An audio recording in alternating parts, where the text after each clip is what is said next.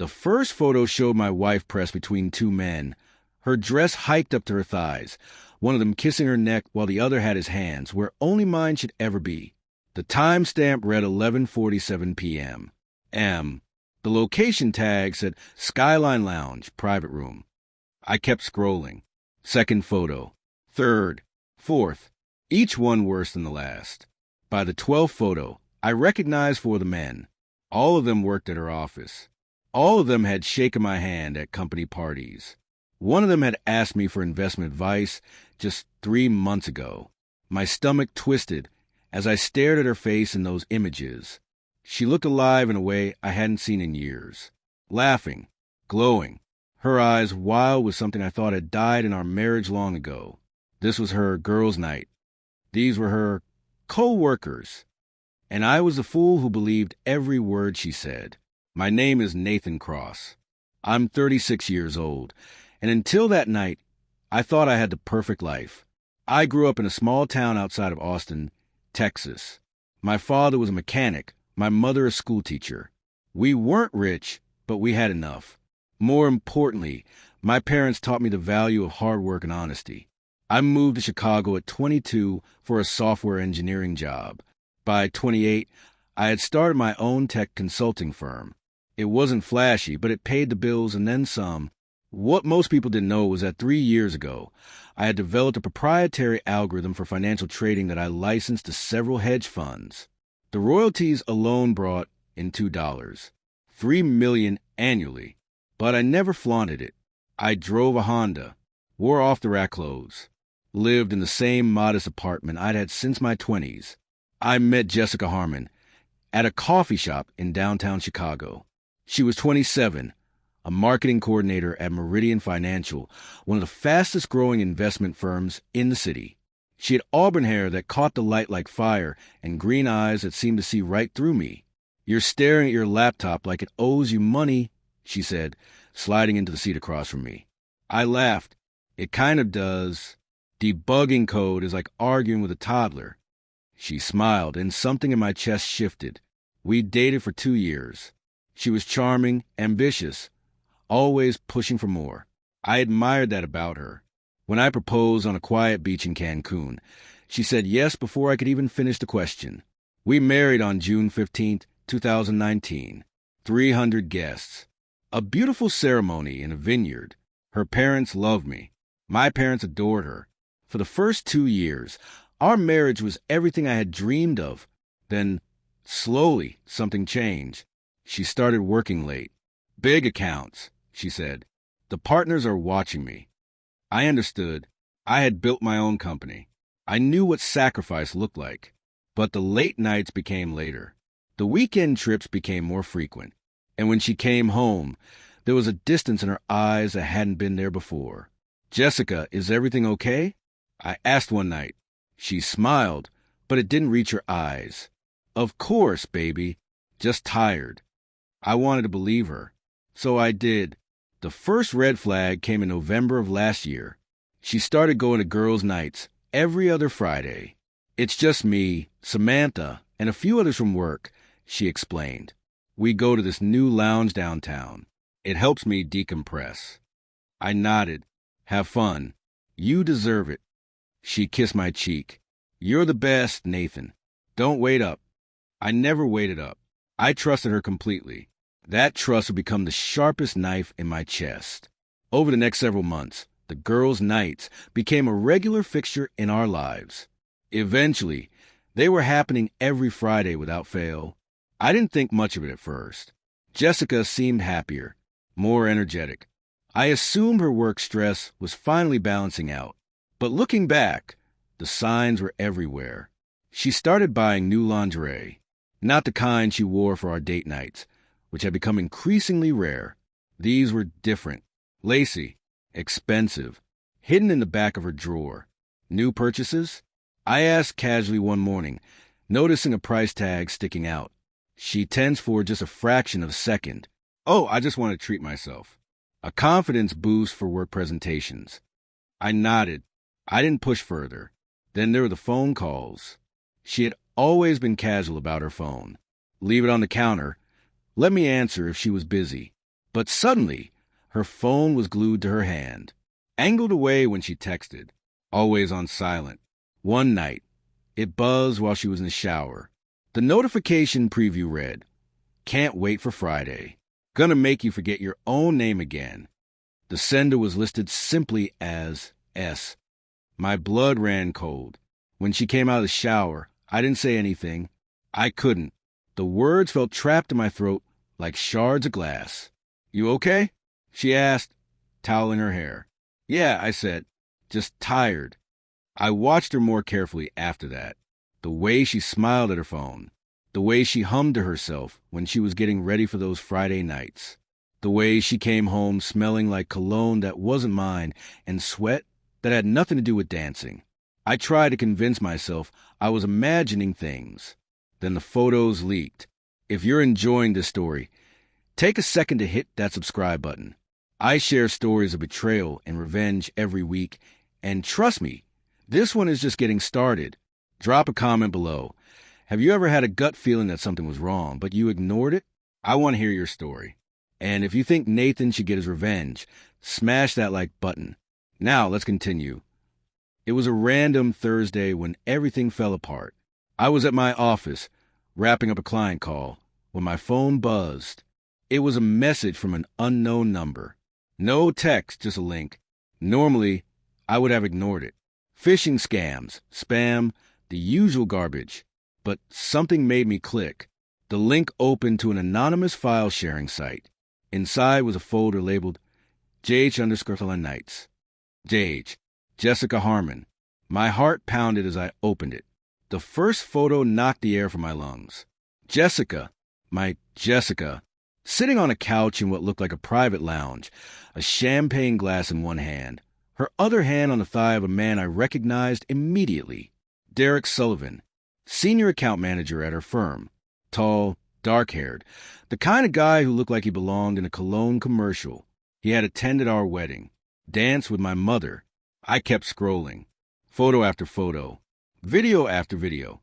In one clip, Derek was whispering something in her ear. She laughed, throwing her head back, then pulled him in for a kiss that made my stomach lurch. Another video showed her in a different outfit, clearly a different night, dancing between two men. One of them was Marcus Chun, the VP of marketing. I had helped her with his stock portfolio last summer. The fourth man took me a moment to place. Then it hit me. Ryan Torres, the CFO's assistant. He was the one who had asked for my investment advice just 3 months ago. "Nathan, your wife is lucky to have you," he had said at the holiday party. "You're such a solid guy." Solid, right. The images burned into my brain like a brand. My wife, for men from her office, multiple nights, over what appeared to be months. The folder had dates on each file. The earliest was from October of last year, 8 months ago. 8 months of lies. I sat at my desk, my hands shaking, my vision blurring. The worst part wasn't the betrayal itself. It was a comparison. Looking at these men, Derek with his broad shoulders and $1 million smile, Marcus with his easy confidence, I couldn't help but wonder what they had that I didn't. In one video, I saw the way she looked at Derek. It was a look I remember from our early days, but hadn't seen in years. The hunger, the desire, the way her eyes lit up when he walked into the room. I wondered if she ever thought of me when she was with them. Probably not. Another photo showed Derek with his arm around her, and there was a caption in the corner, "My real man." She had typed that. About him. Not me. My stomach twisted. She had looked me in the eyes every single Friday night, kissed me goodbye, told me she loved me, and every single time she had been thinking about him, about them, about the life she was living behind my back. I found a text thread screenshot in the folder. Jessica to Derek. "Last night was incredible. I can't stop thinking about it. Nathan is so clueless, LOL. He actually asked if I had fun at my girls' night. If only he knew." Derek's reply, "Poor guy, but hey, his loss is my gain. See you Friday. Gorgeous." Poor guy, his loss. I stared at those words for what felt like hours. The man who sent the link remained anonymous. I never found out who it was. Maybe someone with a grudge against Derek. Maybe a jealous colleague. Maybe even one of the men trying to burn it all down. It didn't matter. What mattered was that I now knew the truth. And the truth was a poison that demanded a remedy. I didn't confront her that night. I couldn't. I needed time to think, to process, to plan. For 3 weeks, I acted like nothing had changed. I smiled when she kissed me goodbye. I nodded when she talked about her girls' nights. I even asked how Samantha was doing. "Oh, she's great," Jessica said breezily. "She's thinking about leaving Meridian. Too much drama with the partners." Drama? Sure. I used those 3 weeks wisely. I hired a private investigator. I consulted with a divorce attorney. I reviewed our finances and made sure to document everything. I also discovered something she didn't know I knew. My licensing agreement with the hedge funds was structured through a separate LLC that I had formed before our marriage. My lawyer had advised me to keep it separate just in case.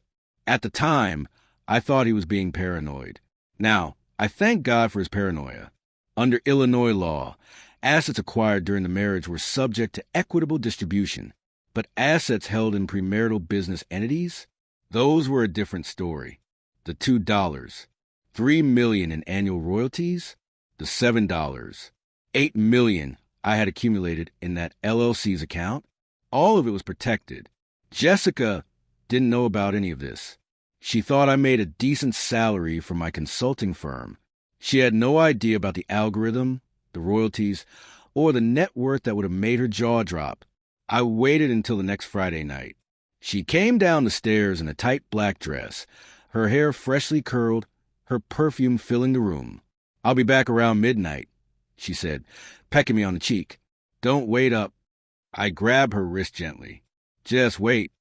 She turned, her smile faltering just slightly. "What's up?" I looked at her for a long moment. This woman I had loved. This woman I had trusted. This woman who would share my bed, while her body remembered the touch of other men. "Have fun tonight," I said quietly. "Really enjoy yourself." Something flickered in her eyes. Confusion? Fear? "I will," she said slowly. "Are you sure you're okay?" I've never been clearer. She hesitated at the door, then left. I waited exactly 1 hour. Then I drove to Skyline Lounge. The private room was easy to find. I just followed the sound of laughter. When I walked in, the scene froze like a photograph. Jessica was on a couch, Derek Sullivan's arm around her shoulders, his hand resting possessively on her thigh. Marcus Chin sat on her other side, leaning in close. Ryan Torres was pouring champagne near the bar. The fourth man, a younger guy I didn't recognize, was the first to speak. "Who the hell are you?" "I'm the husband," I said calmly. "The one she forgets about when she's here." Jessica's face went white. Not pale. White, like every drop of blood had drained from her body. "Nathan, what are you doing here?" she whispered. I held up my phone. "I got some interesting photos last month. Figured I'd come see the show in person." Derek stood up, his face hardening. "Listen, man, I don't know what you think you know. I know you've been sleeping with my wife for at least 8 months. I said evenly. "I know Marcus there is too. Same with Ryan. And I assume the new kid is a recent addition." The room was silent. "I also know," I continued, "that you like to call yourself the real man in her life. That's what you said in one of the videos, right, Derek? She needs a real man, not that boring tech nerd." Derek's face went red. I was just what? Talking trash about the guy whose wife you were banging? I laughed, but there was no humor in it. "You know what's funny? I actually liked you. I helped you with your investment strategy. Told you which stocks to pick." I turned to Ryan. "And you? You asked me for financial advice 3 months ago. Said I was such a solid guy. Were you already sleeping with her then?" Ryan couldn't meet my eyes. I looked at Jessica. Her hands were trembling. "Nathan, please, let me explain." "Explain what, Jessica? That you needed something I couldn't give you? That our marriage was boring? That these men made you feel alive?"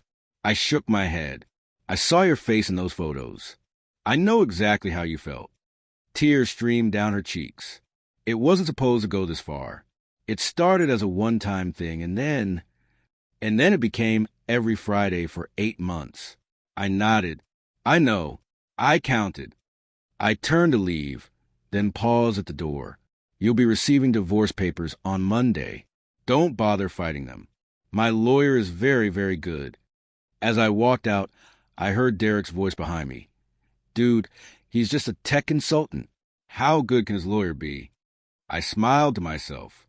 They had no idea what was coming. Over the next 2 weeks, I executed my plan with surgical precision. First, the divorce. My attorney, Charles Winston, was one of the best family law specialists in Illinois. He had handled high-profile cases and knew every trick in the book. When I showed him the evidence and explained my asset structure, he actually grinned. Mr. Cross, this is going to be straightforward. Your primary assets are protected. She's going to walk away with very little. I nodded. But I don't just want to protect my assets. I want her to understand what she's losing. Charles raised an eyebrow. What do you have in mind? I told him. He paused and smiled. That's creative. Let me make some calls. Second, the professional consequences. Meridian Financial had a strict policy against workplace relationships, especially ones that could constitute harassment or create conflict of interest. Derek Sullivan, as a senior account manager, had tremendous influence over Jessica's career advancement. Their relationship was a textbook violation. Anonymously, I sent a detailed report to Meridian's HR department, including screenshots with faces cropped to protect Jessica's privacy for now. That clearly showed the senior subordinate dynamic. Within a week, Derek was suspended pending an investigation. Marcus Chin was put on administrative leave. Ryan Torres was quietly transferred to a satellite office in Detroit. The Skyline Boys, as I started calling them in my head, were falling like dominoes. Third, the revelation. I scheduled a meeting at an upscale restaurant downtown.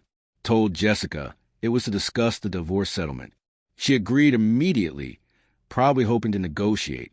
What she didn't know was that I had also invited her parents, Carol and Richard Harmon. Good people, traditional people. They had welcomed me into their family with open arms. Richard had called me the son he never had. They deserved to know the truth. The restaurant was called Lawrence. Private dining rooms. Excellent wine selection. The kind of place where difficult conversations happen in civilized tones. I arrived first and waited in the private room I had reserved. Jessica's parent arrived next. Nathan, what's going on? Carol asked, her face creased with concern. You said it was important, but wouldn't tell us anything. I need you to hear something, I said gently. And I need you to hear it from me before Jessica arrives. I told them everything. Showed them a few of the less explicit photos. Watched as their faces went from confusion to disbelief to devastation. Carol was crying when Jessica walked in. Mom? Dad? What are you doing here? Jessica looked at me, her eyes widening. Nathan, what is this? It's the truth, I said. Something you've been avoiding for 8 months. What followed was one of the most painful hours of my life, even though I wasn't the one on trial. Richard Harmon, a retired Marine colonel, looked at his daughter like he didn't recognize her. Jessica, tell me he's lying. Tell me these photos are fake. Jessica couldn't speak. Her silence was her confession. Carol sobbed into her hands. How could you? Nathan is a good man. He treated you like a queen. I know, Mom, I know. You don't know anything, Richard cut in, his voice like ice. You threw away your marriage for what? Office parties? Cheap thrills? It wasn't like that. Then what was it like? Enlighten me. Jessica had no answer. That's when I dropped the final bomb. There's something else you should all know, I said quietly. Something I've never told anyone, including Jessica. I pulled out my laptop and opened my financial portfolio. When Jessica and I got married, she thought I was a moderately successful tech consultant. She was right about the consulting part. What she didn't know is that I developed an algorithm that I licensed to several major hedge funds. The royalties alone bring in $2, $3 million per year. I turned the laptop around so they could all see. My total net worth as of this morning is $14. $2 million, all held in a premarital LLC that is completely protected from any divorce settlement. The silence was deafening. Jessica's face went through a fascinating progression. Confusion, shock, realization, and then something else, a naked greed that made my stomach turn. "Nathan, you never told me." "No, I didn't. And now you know why." I closed the laptop. "You chose for men who couldn't give you anything real. Meanwhile, you threw away something that could have given you everything." I stood up. "The divorce will be finalized in 60 days. You'll receive exactly what Illinois law requires me to give you from our shared assets, which, as my lawyer has calculated, will be approximately $34,000. Her jaw dropped. $34,000? But what? You thought you'd take half my money and live the high life with Derek?" I shook my head. "Derek is currently suspended without pay, facing a potential harassment investigation. Marcus is on leave. Ryan transferred to Detroit. And you? You'll be lucky if Meridian keeps you at all." I looked at her parents one last time. "I'm sorry you had to find out this way. You've been nothing but kind to me, and you deserve better, both as parents and as in-laws." Carol reached out and touched my hand. "Nathan, I'm so sorry for what she did to you." "Don't be," I said. "I'm going to be fine." I walked out of Lawrence that night feeling something I hadn't felt in 8 months. Free. The divorce was finalized 58 days later. Jessica fought, but there was nothing to fight for. My LLC was ironclad. My evidence was indisputable. Her settlement was almost exactly what my lawyer had predicted. $34,712. She tried to call me 147 times in those 2 months. I answered 3. The first time, she begged me to reconsider. "Nathan, I made a mistake. I was lonely and stupid and..." Lonely? I was right there, Jessica, every single night. The second time, she tried bargaining. "If you give me another chance, I'll never see any of them again. We can go to therapy. We can start over." "Start over? You slept with 4 men for 8 months while I made you breakfast and rubbed your feet and asked about your day." The third and final time, she was angry. "You never told me about your money. You lied to me, too." "I didn't lie. I just didn't tell you. There's a difference. And apparently, that difference saved me $14 million. I never answered again. Derek Sullivan was terminated from Meridian Financial 3 weeks after our confrontation.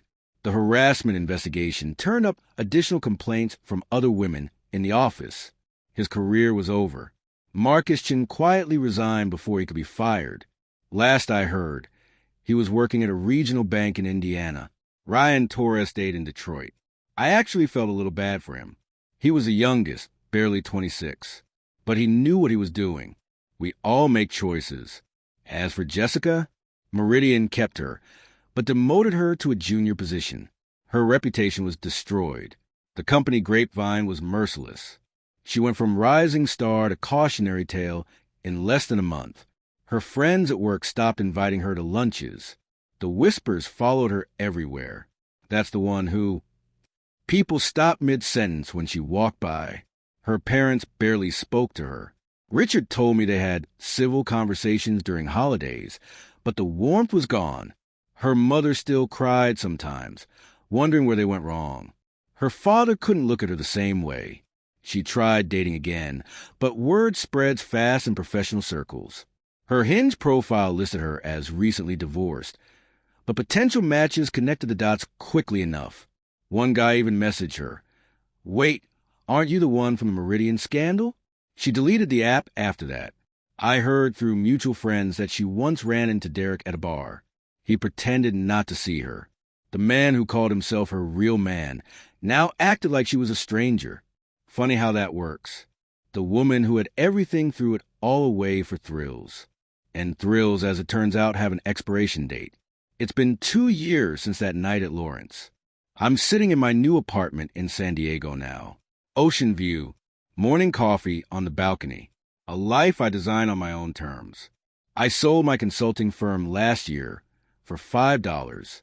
$2 million. My algorithm continues to generate royalties.